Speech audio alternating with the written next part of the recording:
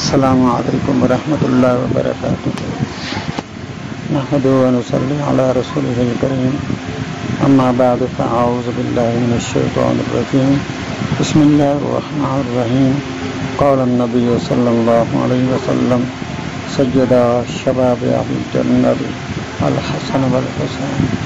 رضی اللہ تعالی عنہما۔ صدق اللہ مولانا العظیم وصدق رسول النبی الکریم۔ سامعین محترم،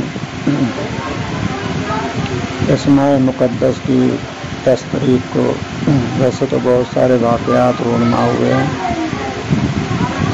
جس کی وجہ سے 10 تاریخ کو بہت زیادہ فضیلت ہے۔ آدم علیہ السلام کا پتلا 10 محرم کو بنایا گیا، اس کے اندر روح 10 محرم کو ڈالی گئی، آسمان سے زمین پر پہلی بارش 10 محرم کو ہوئی، نوح علیہ السلام کی کشتی جودی پہاڑ کے ساتھ لگی تو 10 محرم کا دن تھا، یونس علیہ السلام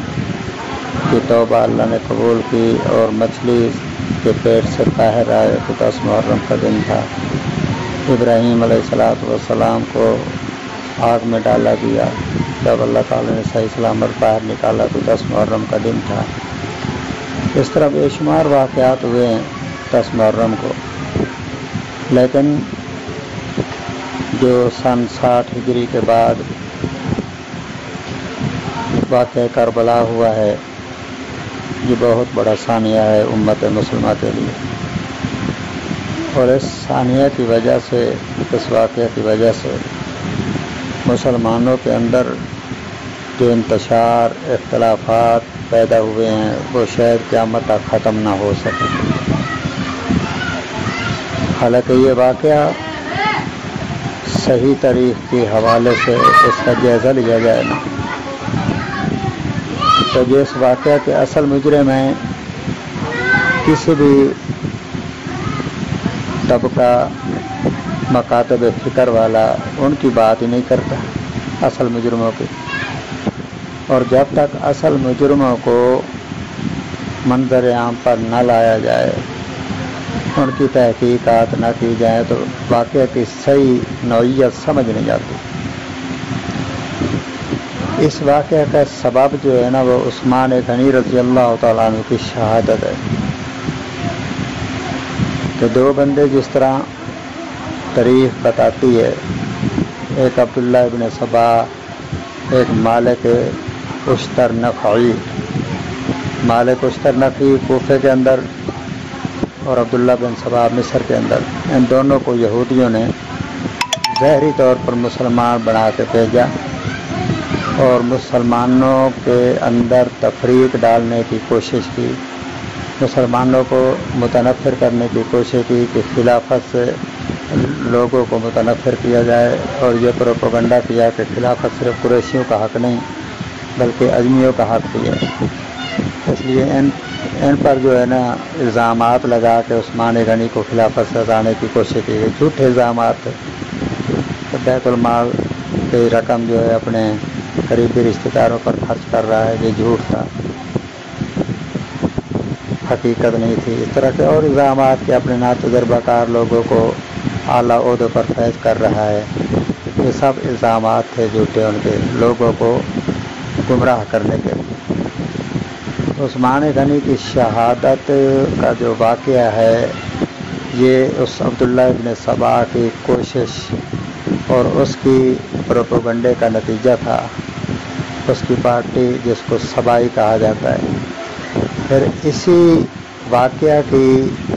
ضمن میں آگے جتنے واقعات پیش آئے، مثال کے طور پر حضرت علی رضی اللہ تعالیٰ عنہ اور امیر معاویہ کے درمیان جنگ صفین ہوئی، اس کے اندر بھی سبائیوں کا ہار تھا، اور مکمل طور پر انہی نے کوشش کر کے ان کو آپس میں دست و گریبان کر دیا۔ بعد میں جب خبر ہوئی تو دونوں صحابیوں نے صلح کرائی، آپس کے اندر صلح کر لی، اور پھر اسی طرح حضرت علی کو مدینہ چھڑوا کے کوفے میں لے جانے والے بھی یہی ہیں، بے یار و مددگار کر کے ان کی بات کو نہ سننا، ان کی فتوحات کو روک دینا، یہ انہی کا کردار ہے سارا۔ اس کے بعد پھر کیا ہوا، حضرت علی کو 21 رمضان کو شہید کیا گیا مسجد کے دروازے پر، اس کے اندر بھی انہی کا ہاتھ۔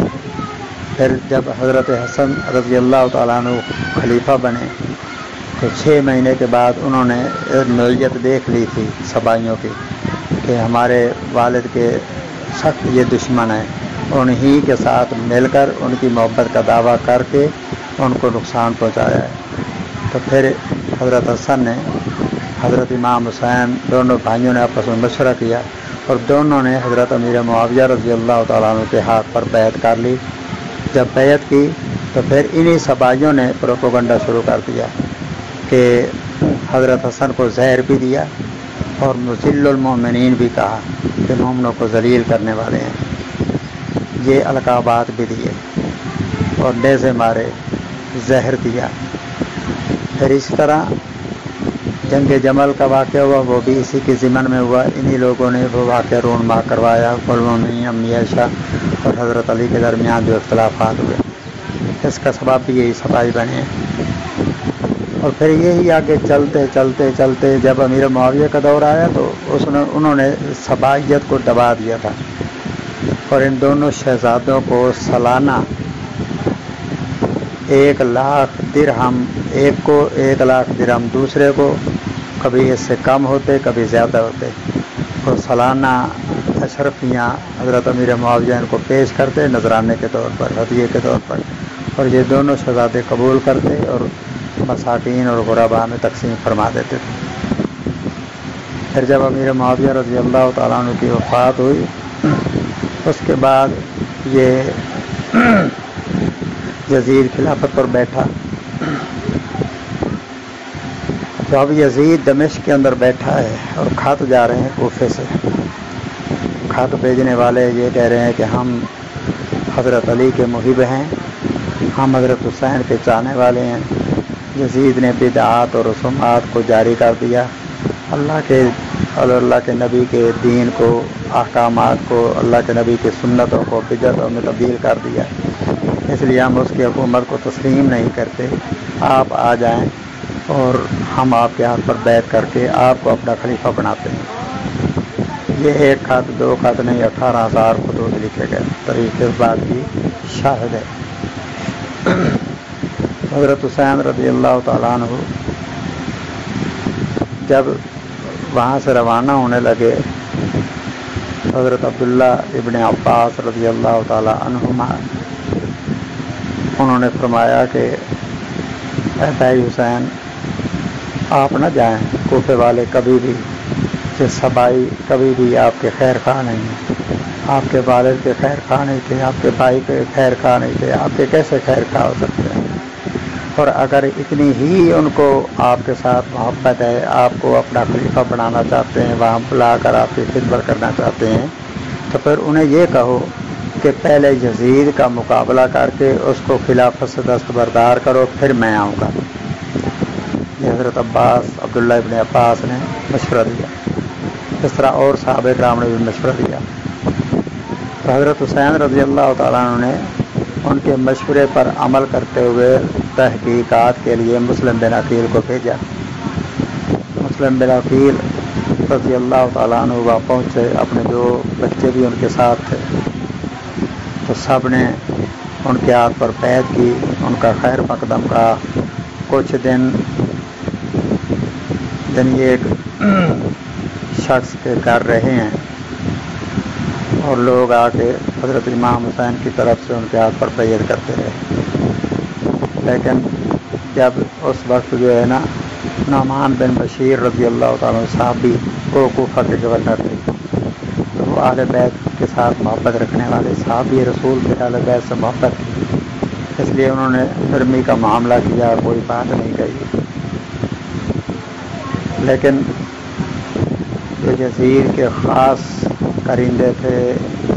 انہوں نے یہ خبر ان تک پہنچا دی، خط لے کر کہ مسلم بن عقیل آئے ہیں اور امام حسین کی طرف سے لوگ ان کے ہاتھ پر بیعت کر رہے ہیں۔ انہوں نے پھر نعمان بن بشیر کو کہا کہ آپ ان پر سختی کیجیے، لیکن انہوں نے فرمایا نہیں، وہ اہل بیت رسول ہیں، ہمارے لیے قابل احترام ہیں، میں ایسا ہرگز نہیں کر سکتا۔ پھر उनको मासूल करके उनकी जगह उबैदुल्लाह इब्न सअद को उन्होंने गवर्नर मुकर्रर किया, जो सख्त मिजाज था। उसने आते ही ऐलान कर दिया कि जिसने भी मुस्लिम बिन अकील के हाथ पर बैत की है या जो बैत करवा रहा है या जिसने उसको पनाह दी हुई है, उसके लिए खैर का यही है कि वो मुस्लिम बिन अकील को हमारे हवाले करे, वरना उसके घर को जला दिया जाएगा, उस पर भी तशद्दुद किया जाएगा, उसे कत्ल कर दिया जाएगा। इस तरह की धमकियाँ। तो मुस्लिम बिन अकील क्योंकि कुछ दिन उन्होंने बैत का सिलसिला जारी रखा और दिन ब दिन इमाम हुसैन के चाहने वाले बढ़ रहे थे, तो फिर मुस्लिम बिन अकील ने खत वापस भेज दिया इमाम हुसैन को कि वो आपके चाहने वाले हैं, आप तशरीफ़ ले हैं। हज़रत इमाम हुसैन रज़ी अल्लाह तआला अन्हु अपने अहबाब समेत वहाँ से चल पड़े। रास्ते में अहबाब मिलते गए, जो भी आता कूफा की तरफ से वो पूछता कि आप कहाँ जा रहे हैं? कूफा में जा रहे हैं। वो कहते कि आप उधर ना जाएं, आप उधर ना जाएं क्योंकि वो उनके दिल आपके साथ है, तलवारें यजीद के साथ हैं, इसलिए वो आपको नुकसान पहुँचाएंगे। तो रास्ते में एक मकाम पर इमाम हुसैन ने वापस चलने का इरादा किया, लेकिन मुस्लिम बिन अकील के जो बुरासा थे, उनकी औलाद साथ थी, उन्होंने कहा कि भाई हम तो अपने वालिद का और अपने करीबी रिश्तेदार का बदला लिए बगैर नहीं जाएंगे, या बदला लेंगे या उन्हीं की तरह हम जाम शहादत नोश करेंगे। तो इमाम हुसैन रज़ी अल्लाह तआला अन्हु कैसे बेवफाई करते। उन्होंने तो वफा अपने नाना के गोद में सीखी थी, अपनी वालिदा मोहतरमा फातिमा ज़हरा के गोद में सीखी थी, हज़रत अली की गोद में सीखी थी, वो कैसे बेवफाई कर सकते थे। उन्होंने कहा भाई आप जाते हैं, हम भी साथ चलते हैं। वहाँ जब पहुँचे, क्या हुआ, कैसे उनके साथ सलूक किया गया, ज़िंदगी रही, तो ये आइंदा बयान करेंगे। अल्लाह ताला अहले बैत की मोहब्बत हमारे दिलों में पैदा फरमाए। आमीन।